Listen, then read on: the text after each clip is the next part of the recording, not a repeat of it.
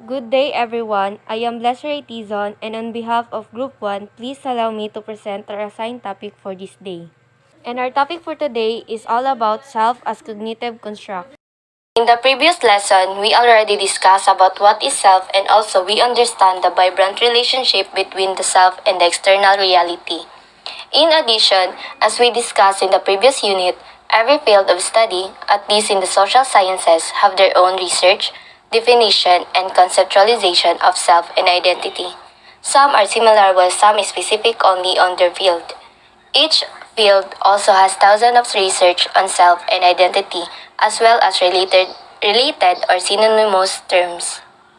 The trend of the lessons also seems to define the concept of the self from a larger context, culture and society, down to the individual. The trend of the lessons also seems to define the concept of the self from a larger context, culture and society, down to the individual. However, it should be noted that modern researchers acknowledge the contribution of each field. And this is not the debate about the nature versus nurture, society, culture versus individual brain, or other social sciences versus psychology. Psychology may focus on the individual and cognitive functions, but it does not ignore the context and other possible factors that affect the individual. Learning outcomes. At the end of this unit, you will be able to analyze the effects of various factors identified in psychology in the formation of the self. Next is create your own definition of the self based on the definitions from psychology. And lastly, evaluate the different ideas in psychology about the self. Self as cognitive construct. In confidence or in attempt to avoid further analytical discussions, a lot of people say, I am who I am, yet this statement still begs the questions. If you are who you are, then who are you that makes you who you are?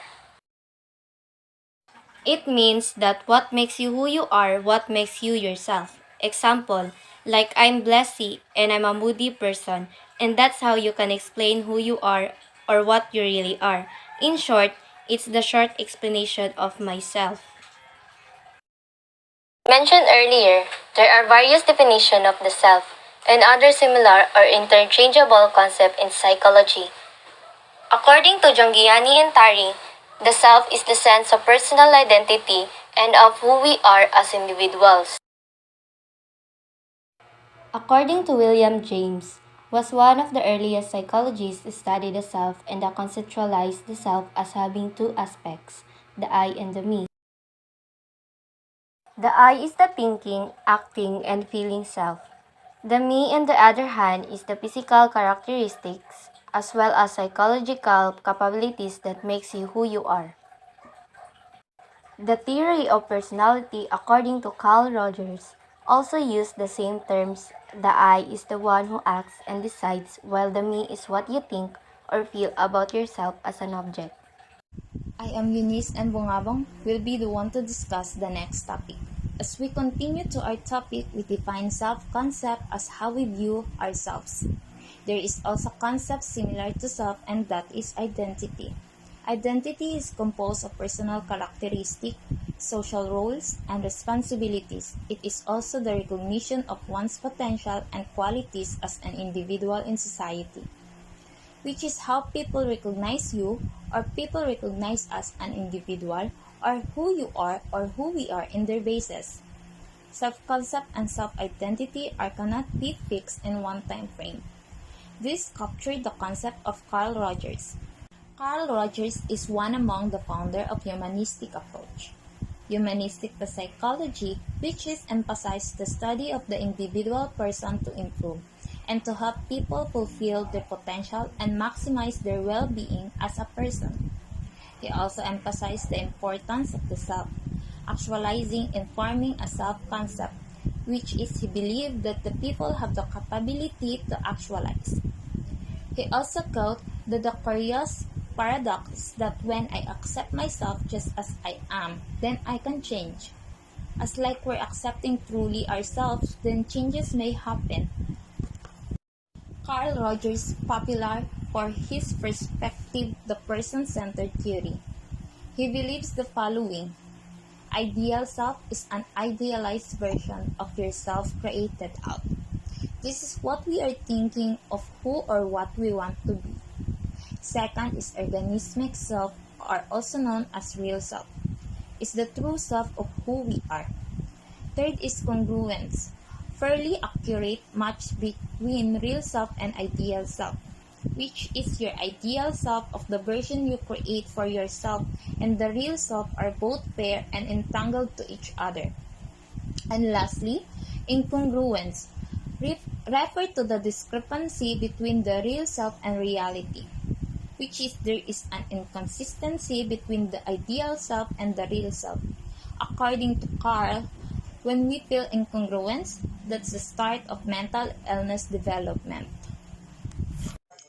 This is the diagram that is similar to Carl Rogers' idea. It may also include your interest, work, course, age, name, and physical characteristics, among others. As you grow and adapt to the changes around you, they also change, but they are not passive receivers.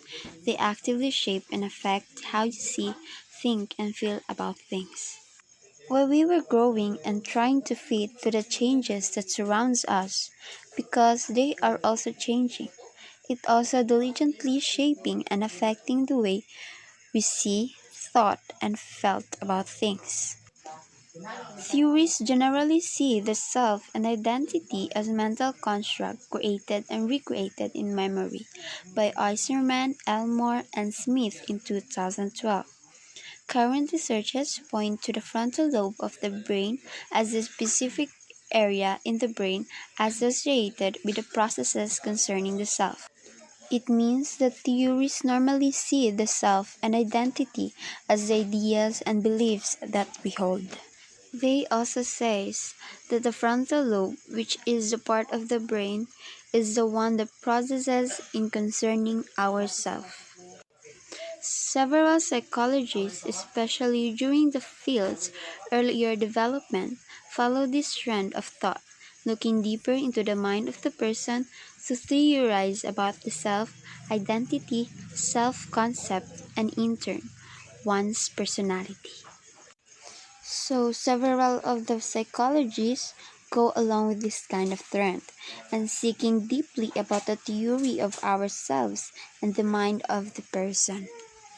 Sigmund Freud saw the self, its mental processes, and one's behavior as a result of the interaction between id, ego, and the superego. Sigmund Freud is the most influential to them because Freud saw the self that our personality develops from the interactions among what he proposed as the three fundamental structures of the human mind: the id, ego, and the superego. Social interaction always has a part to play in who we think we are. It is a nature and nurture perspective. There are three reasons why self and identity are social products. First, we do not create ourselves out of nothing. We're not just nothing because all of us has a purpose and we are still creating and building ourselves. Second, whether you like it to admit it or not, we actually need others to affirm and reinforce who we think we are. We also need them as reference points about our identity. We need others to experience the positive feelings of high self-esteem when we believe that we are good and worthy. They also help you to challenge and overcome our negative thoughts. And the last one is what we think is important in our social or historical context. Good day everyone, my name is Angelica Biaca Espra and I will be discussing the continuation of our topic. So, we already know about self-awareness. According to the researchers, our group identity and self-awareness also has a great impact on our self-esteem, one of the common concepts associated with the self. It is define our own positive or negative perception or evaluation of ourselves. We have this ability to see ourselves clearly, and this is how self-awareness works. When we engage in self-evaluation, we can give some thought to whether we are thinking and feeling and acting we should or following our standards and values. So commonly, we tend to feel our lackings just because we are aware of ourselves, and there are times that we are usually comparing our edge towards the others. So, for the further discussion, let us first proceed to self esteem. So, mostly of us already know about self esteem. In which ways the social relationship affects our self esteem? Well, one of the reasons that affecting our self-esteem is through social comparison. So, how does social comparison affects our self-esteem? So, there are types of social comparison. First is the downward social comparison and the second one is the upward social comparison. Downward social comparison.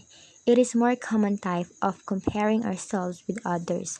As the name implies, we create a positive self-concept by comparing ourselves with those who are worse off than us. For example, observing your friend's poor skills actually makes you feel even better about your own abilities because you judge yourselves against people who are less skilled than you.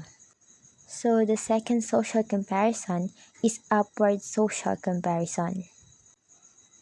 Upward social comparison, which is comparing ourselves with those who are better off than us.